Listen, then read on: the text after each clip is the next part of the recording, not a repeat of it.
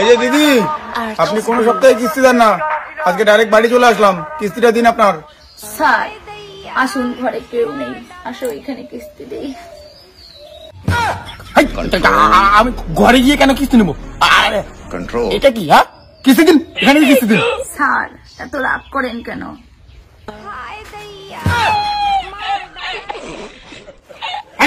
কি দেখাও? বন্ধ করো, কি দেখাও? ভদ্র মতো কিস্তি দিন। আপনি যেরকম স্যার ভাবছেন আমি ওরকম বন্ধনের স্যার না, আমি ভালো স্যার।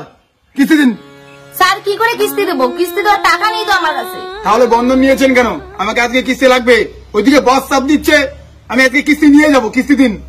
তাহলে ঘরে আসো না, ঘরে কেউ নেই, ওইখানে কিস্তি দেবো এখন। শোনা শোনা শোনা, কি করো? ওইসব করতে নেই, ওইসব চাকরি করি না।